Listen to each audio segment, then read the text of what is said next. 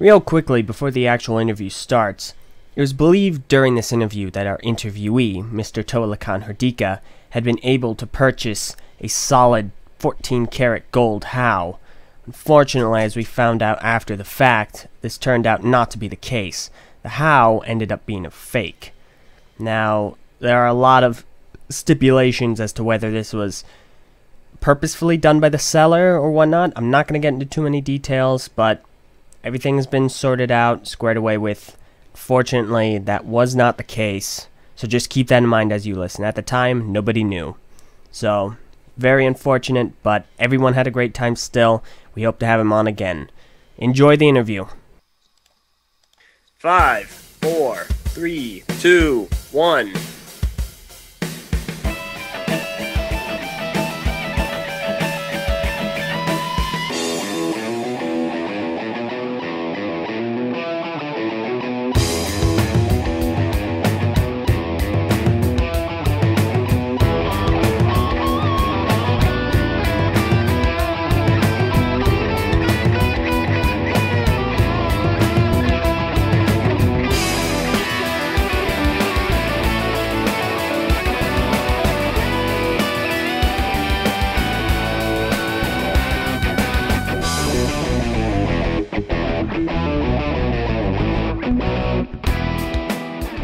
Hello everyone, and welcome to a collaborative interview between the TTV Podcast and Bionicle Sector 01. I am Eljay, and I'm joined with Swert, and our special guests, Toa Lhikan Hordika, and Turakii Lavasurfer. Today we are going to be interviewing these two, as one of them just so happens to have arguably the most valuable and largest Bionicle collection of the entire community. So, what would you guys like to say to just start us right off? No pressure. Hi, thanks for having us on this podcast. We watch your videos from time to time, and we're our podcasts on YouTube, and we're happy to be here. And just eager to answer questions and stuff. Awesome, fantastic. Well, speaking of questions, I think I'll let Swert have the first swing. All right. So, first of all, obviously you've just introduced yourselves. How did you get into Bionicle? Well, for me, I believe it started in 2001 when I got the first Bionicle comic in with the Lego Club magazine, and I thought the comic was kind of cool. And I was actually homeschooled from 4th grade through high school graduation. So when I think at the time I would have been in like 6th grade or something like that. And my mom had made a deal with me that if I got all A's on my report card, that she would let me. She and my dad would buy me the first 6 Toa and Turakii sets. So I got an all A's that quarter, I believe, or however they divided school periods up, I forget. So I got the first 12 sets, and I was so excited, and that started a very unhealthy collecting habit that I haven't been able to stop to this day. And for me, Christmas of 2002, my brother got Toa Tohu, as we said it, and then we wanted to get all the Turagas, and my favorite was Toa Lua, and I'm twitching. Yeah, it was very good for us. That we found You kidding? I'm laughing. And that started it. That is awesome. See? Bionicle, helping everyone learn. Alright, well, let's jump into the next question here. What are some of the highlights of your collection? Oh, goodness. So many. Most recently, just this past Friday, I purchased a gold how off of eBay. 14-karat gold how, I should specify, not the plastic one. Still waiting for it to come in the mail, but that would definitely be the biggest highlight up to this point. Unfortunately, I can't say the platinum of Oki, but who knows? I'll hold out for hope someday, maybe, when I'm like 40 years old. And in the meantime, I've got some other misprints and prototypes, like a white Noble Huna, a brown Komau, and a Metro Blue Matatu. I've got the copper Huna and Komau. I have a couple of slightly different colors masks, one of them being an Evoke and the other one being a Kraken. I have a full set of vacuum metal Chronicle, 2 out of 8 gray plastic Chronicle, hoping that I can find the other 6 sometime in the somewhat near future. Very recently, I obtained a sterling silver Chronicle, which happened to be number 72 of 72 according to the Certificate of Authenticity.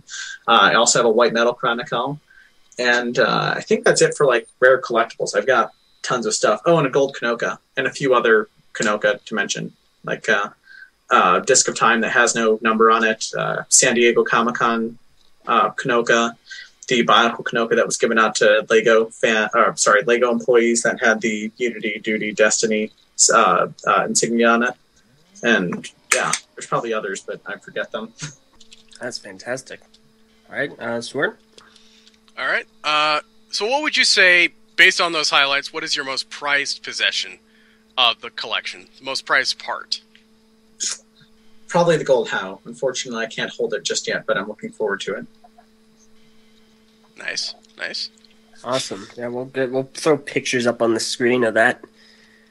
All right, what role did you have growing up in BZ Power in the overall community? For me, I believe I joined BZ Power in 2004, the end of 2004, I believe. And I kind of like stalked the community before that as an anonymous user, or no, it wasn't even a user, just a guest, and reading stuff, keeping up with the news primarily. But I think from the beginning, I was a pretty big story buff. I think Swert once told me that I've probably forgotten more about Bionicle than he has ever known up to this point. So I've got this in my head. So I was always really active in the storylines and theories forum. That was my all-time favorite. After being active for a few years, I was eventually promoted to staff to be a reference keeper. And honestly, I'm sad to say I probably didn't really do a whole lot in that role, but eventually I kind of got my one little niche where I was able to update the serials whenever they were posted out. I always copy them over to BZ Power so that everybody could read them. And what about you, Christy? Or Turakii?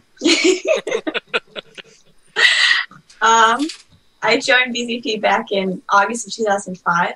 It was a month before Lady K joined, actually. It was kind of interesting. We were like BZ Power peers. And I drew a lot, and I posted some things in the comedies forum, which honestly makes me wonder about my mental stability back then. I I don't know what was going through my brain. But I was a huge fan of Bionicle, and it was so awesome to be able to interact with so many people that were just as enthused as I was. That's all. Now, Swert, if I may. Yes. You actually had involvement in the story, the official story. Turakii, it's you. Oh. Yeah, sorry. Yeah, I guess a little bit. There was that story contest where if you won, your short story would be considered canon. And mine was one of the ones that won. And Lady K's was too, actually. So there's another point where we kind of had the same thing going. And for the record, Spirit was the third one that won that contest. He actually beat me. So, but you know what? I'm happy with his because he did a good job portraying Dweller. So. Yeah, he did. His was awesome. Yeah. I don't even remember what mine was based around. I think it was, I don't know, Nuri kind of like wandering around feeling paranoid. I don't remember anymore. It's like, hey, we're going to make you paranoid and stuff. Oh, and maybe I threw a rock in there. I don't remember. All right, so I'm going to go ahead and ask, this is going to be an interesting question. How did you obtain the bulk of your rare parts of the collection? Like various sources? Various sources. The particularly rare stuff.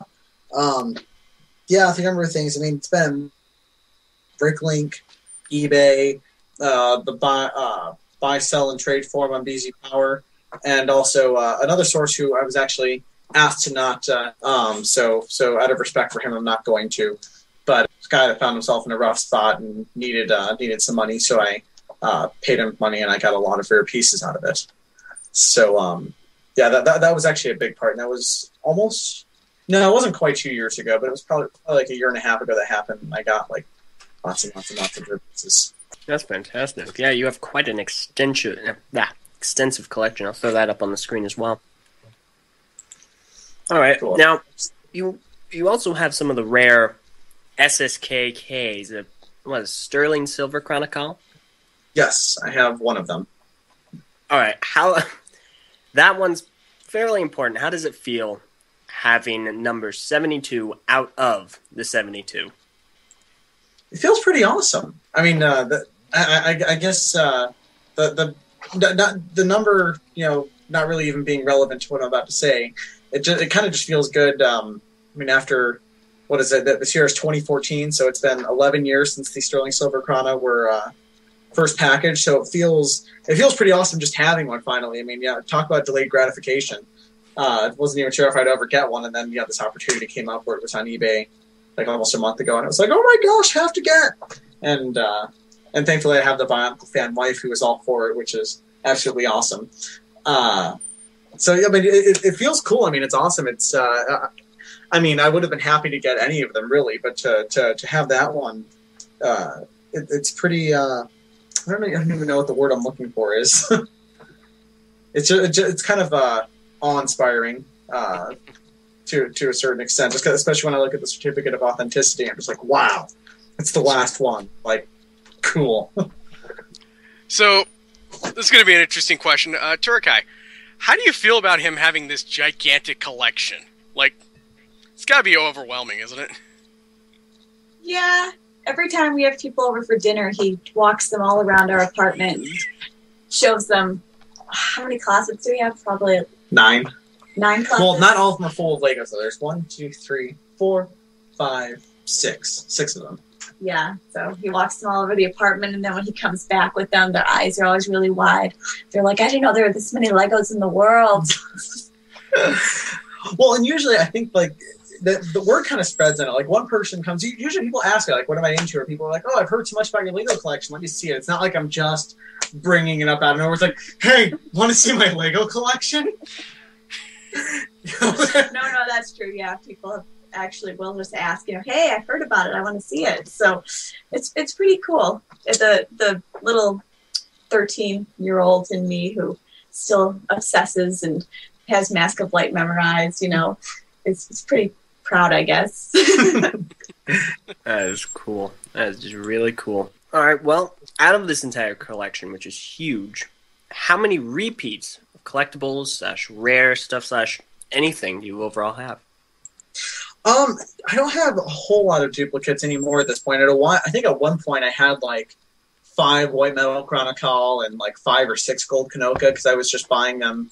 I was buying them from this one seller who happened to have a lot of them, and he kept putting them up frequently, and I was just buying them because he put them up for pretty cheap. And I was like, hey, I can probably, I can pick which one of these I think is in the best condition, even though they're all new, and be like, okay, this one I'm keeping, and then the rest of them I can just kind of like sell and make a little profit on, just because, hey, why not? Capitalism.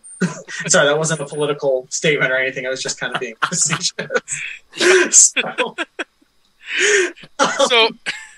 So here's a random question for you.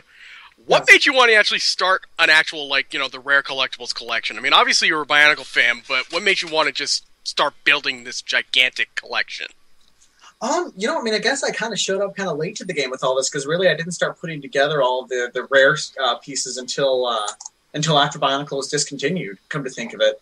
Because I was into it, I was living in Michigan, grew up there. I mean, I've kind of always had a job since I was like 7 years old, actually. I started out with a paper route that I had for like over 8 years. So like I always had my own money, and it wasn't like I was rich, but like for the not counting, I think from 2001 to 2003, I could say the majority of my sets came from my parents and my grandparents. And then from that point on, from 2004 on, I think I can say I bought probably about 90% of all the sets that came out from that point on. But even though I could hardly afford it, I probably should have been prioritizing things better. I remember at one point I just bought the Axelera T9, and like a day later my car broke down. I was so whoops. Ticked. Yeah. But you know what? Why don't you just slap a motor in that thing and just drive it to work every day? Yeah. That would be awesome. Buy a second one, it'd be cheaper. Just put them on your feet and be like, yep, what's up? Yes. So, but in 2010, after I graduated from school, I applied for a job with the U.S. Department of State to be an IT technician or an IT support guy. And that just happened to work out. So 2011, I ended up moving to the Washington, D.C. area. And then a year later, I was put out in an embassy. So I'm working at the embassy here in Santiago, Chile now. And I'm making pretty good money. It's not like, and I'm not filthy rich despite all these rare pieces. Unwise maybe because of all the rare pieces. Yeah, maybe because of all the rare pieces. There have been a couple occasions where I've got, it's like, hey, such a great deal came up or such a rare piece came up. I was like, have to have it. And I know that it's probably not the best thing to do to go off of impulse with that, but put things on credit and had to pay it off over a period of a few months, which is kind of what I just did with the Gold How. So I got this job and it's like, hey, I'm saving up money. I'm paying off student loans pretty fast and I've still got money to spare. And it was like, I guess that the smartest thing would be to just save more money, but I was kind of like, I still like Bionicle, and I've got all the sets for the most part. Why don't I start getting some of these collectibles? So I started with Bricklink and started buying all the common pieces I didn't have, all of the original Kanoe, the Kanoe Nuba, Krana, Kal, Krata, and eventually way down the line, pretty much. Yeah, and then I kind of reached a point where I was like, okay, I've got all these. What else is there? And then I started looking into like, oh, there's a whole lot of really rare pieces out there. Precious metal, really promotional, prototype stuff. I'm trying not to go full force for prototypes at all because that's just opening a whole different. Oh, that's a new thing. It's just like no, like not even going to do it. Rare collectibles, I can stick with that. At this point, I consider my collection only 7 pieces away from completion, being 6 more gray plastic Krana and the Platinum Voki. But at this point, seeing as Matt's collector just recently acquired that, I'm just kind of not even like, yeah, that's not going to happen for a while. So 6 pieces. So I've gotten pretty close. Yeah, definitely the prototypes bit. There were some prototypes for all the original 6 Mata up on eBay a little bit ago. Went for $300 at the end, but yeah, tricky situation. Here are some questions, kind of like a lightning round. Favorite set? Bionicle set overall. Biased because of my screen name, definitely Toa Lhikan. What about you, Turakii? That's not a fair question. I need like half an hour to think about it. You want to come back to it? Yeah, okay, I'll go with Zesk. Oh, the Zesk, okay. That works. All right, in that case, this one probably isn't any better. Favorite character? Favorite character, like overall? Probably Bazon. Oh, yeah. Yeah, definitely. He's just funny. Yeah.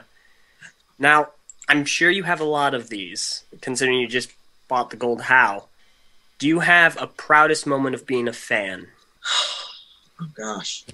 I guess I'd have to go a little farther back than all this. I mean, like, this stuff is pretty great, but like really feeling like an awesome sense of accomplishment to a certain extent. I mean, the collectibles have been great. I remember getting last year when I finally had all 8 vacuum metal Chronicle. I was pretty excited, but going like quite a ways back to 2005, I think one of the best moments for me was when Greg started that Master of Bionicle contest on BZ Power.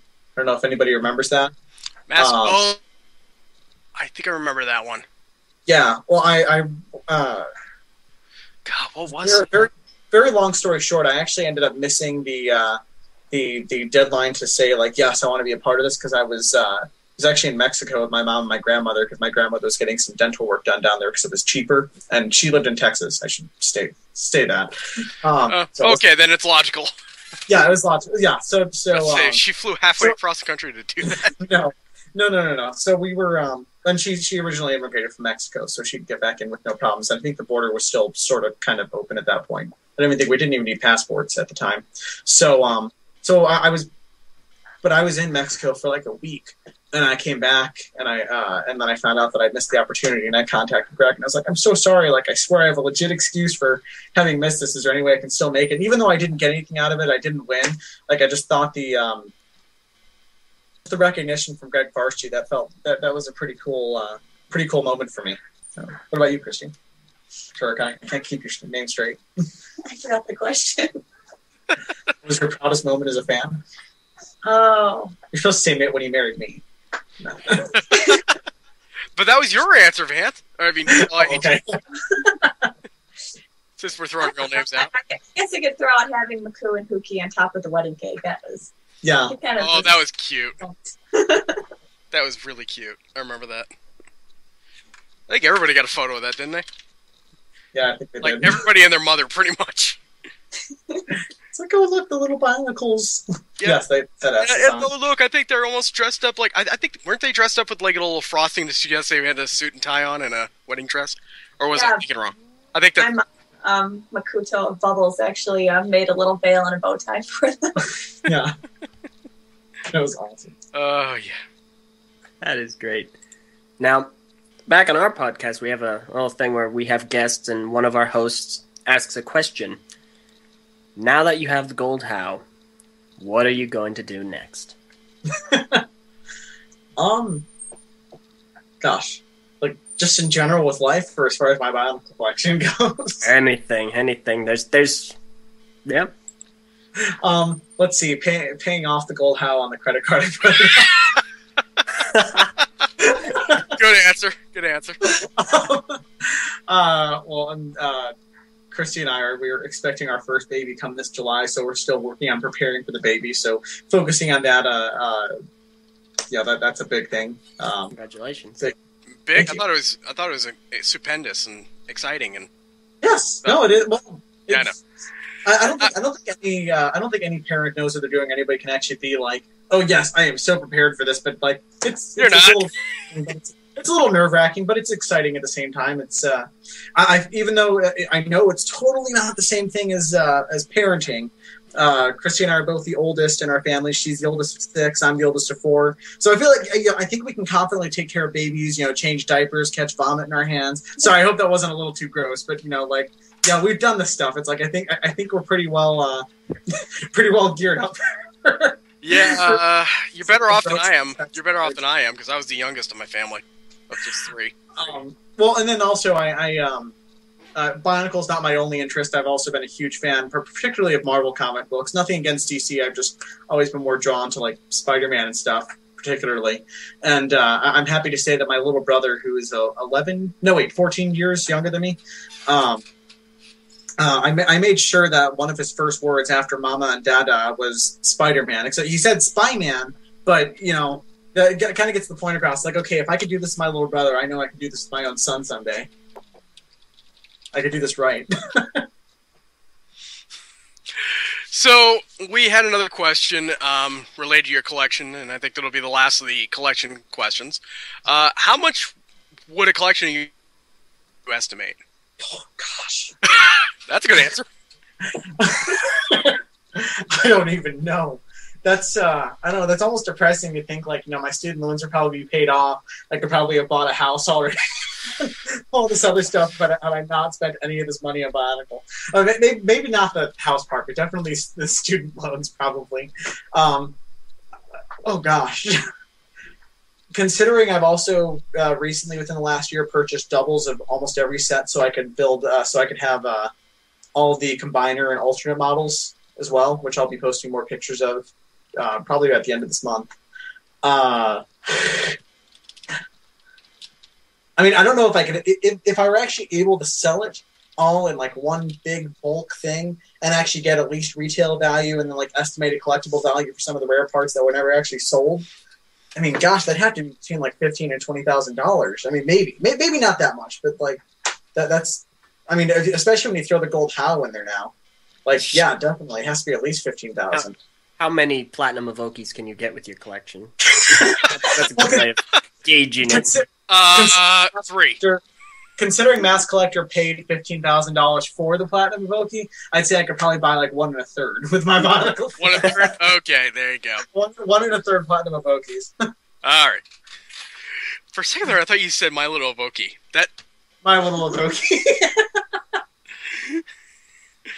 There you go. Turakii got to work on that. What have I done? Alright, so since we're all happy and giddy, so Vance, I think we're gonna have to announce our new our project we're doing for BS01. Do you think? Yes. All right. So we had an idea a couple of weeks back. we're going to do something a little different with BS01. One of the things that we had on BZ Power back in like the glory days, I don't remember what year, like 2005, 2006, a set database, which was a wonderful tool if you were looking for, you know, the new sets and you want to know how much they would be, and they just happen to have the information there instead of having to go through the news archives, which back then was chaotic and don't even bother. Yeah. Yeah. So, unfortunately, they don't have that anymore. Yeah, kind of went bye-bye. Yeah. Like what, 2 revisions ago? Something like that? I don't remember. So I think we lost it back up. It had to have been... I think it was 2011 is when they officially... I was going to say at the latest, or the latest, I was going to say like 2010 or 11. It's been a while. Yeah. But, you know, I'm thinking, okay, for up-and-coming collectors and upcoming all that, it'd be nice to be able to bring out a resource that everybody already follows and they trust, you know, that being BS01, I hope. I don't know. Do you guys trust us?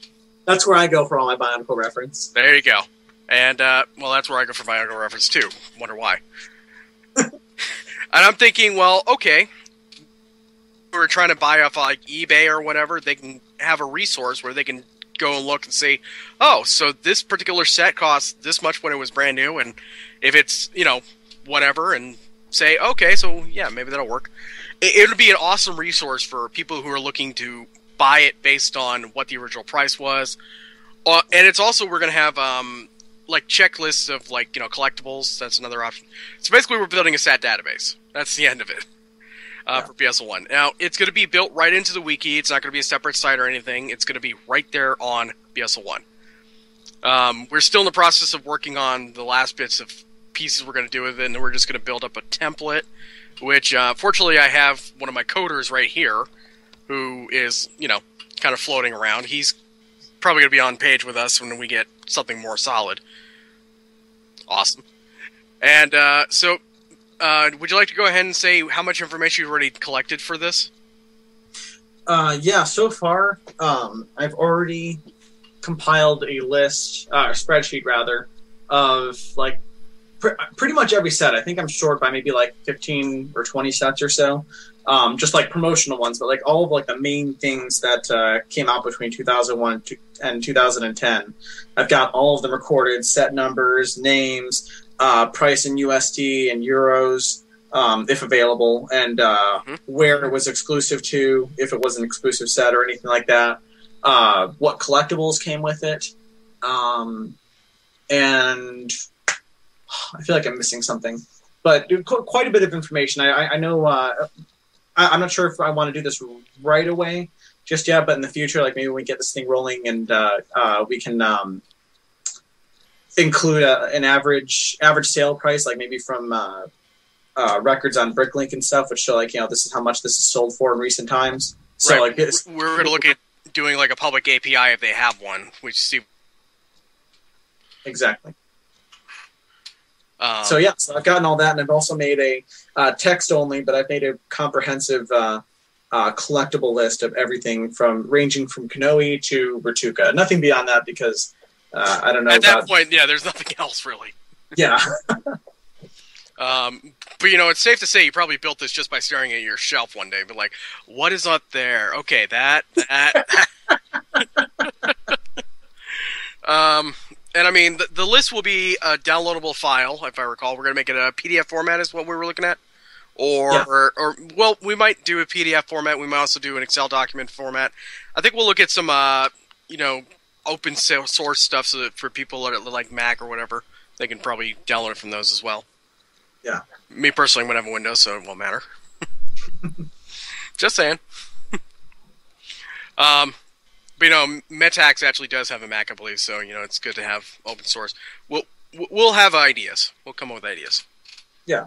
We're also looking at, so we're still working on finalizing, like, the formatting of the pages. I mean, if you want, you can send me an email. I mean, we'll probably share my email on the screen or something like that. I think, Eljay, you going to handle that? Absolutely. Thank you, man. And I'm looking forward to any comments you have towards this. I mean, I'm open to ideas. I'm open to what we could have, what we might not need. Obviously, I'm going to ignore an email that says don't even bother putting it in there because it's like, well, I'm going to do it anyway. And down the line, I might also bring this idea down to Hero Factories, which, I mean, I know TLH won't be able to assist me with that one, but I've got other people that will, and I could just take the same formatting idea and have them do it. And this would all be open as far as like anybody contributing. We look forward to anybody helping to contribute. We just started the groundwork. We really do expect other people to contribute. It's not going to be just us. It can't be just us, right? Oh, it's not? Aw.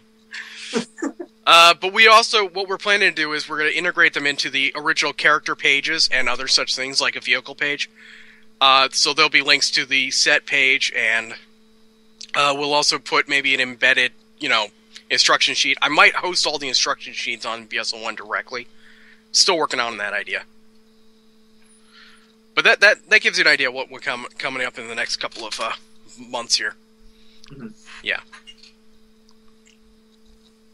That's So fantastic. hold on. Too long didn't listen. We're building a set database. You're welcome. And as far as those instructions go, actually, I'm not sure if I can somehow upload them or if I can just send them to you in a big zip file. But I actually have PDFs of like every set's instruction manual and everything on my hard drive. Right, and well, they're also hosted on the Lego website too. So if you don't have it, I can. It makes my life easier.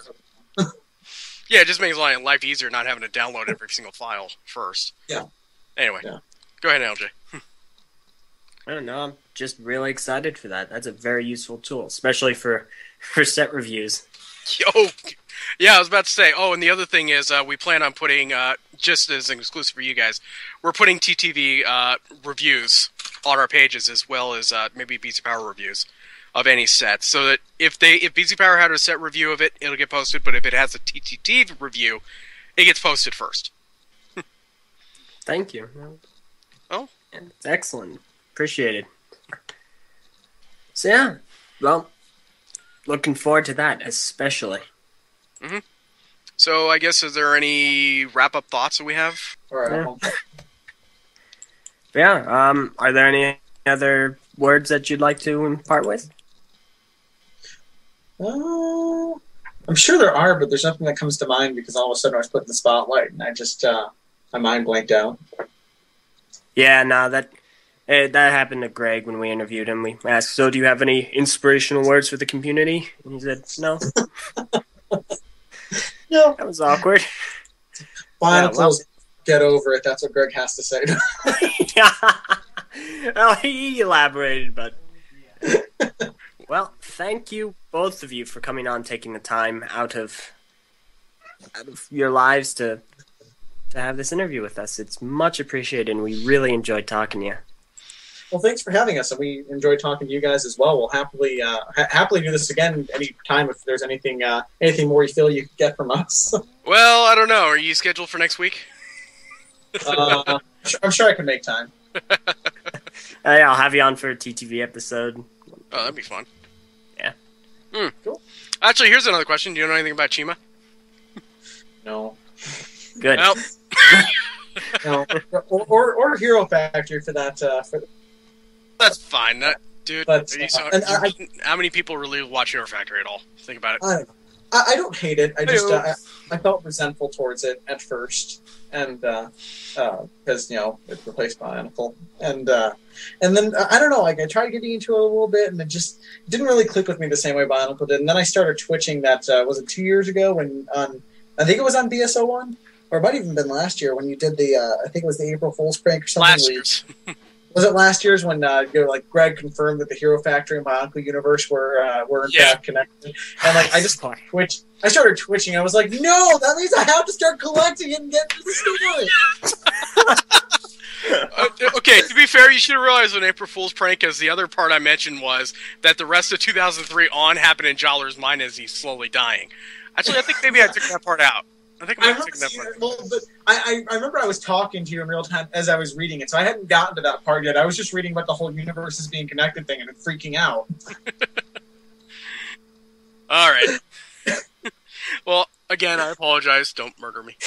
It's fine. Yeah, well, we'd absolutely love to have you on again sometime, and this has been a lot of fun. In the description, I'm going to be linking his trade and sell topic on BZ Power, so if there's anything that he has that you would like, definitely check that out. Purchase that from him. Also link a couple photos. There'll be photos up on the screen, pictures of his collection. Yeah, so definitely check those out. Again, thank you for coming on. Yeah, thanks for having us once again. Absolutely. Well, this has been a collaborative interview between TTV Podcast and BS01 Bionicle Sector 1 Wiki. I'm Eljay. I'm Swert. And those were our guests. And I'm Toa Lhikan Hordika. I'm still Turakii. There you go. All right. Farewell.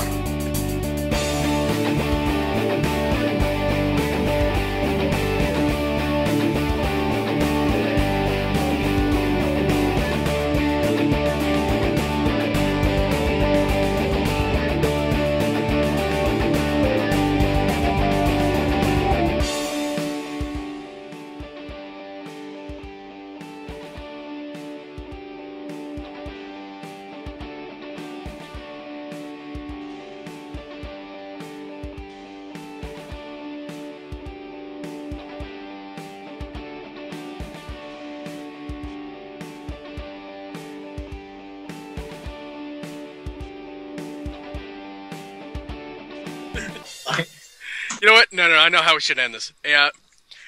Give us your Smeagol voice. Oh, gosh. Give him a sec. Weird. Smeagol! No, Smeagol hates nasty on the throat. I had to do it. I'm sorry. All right. We're clear, I think.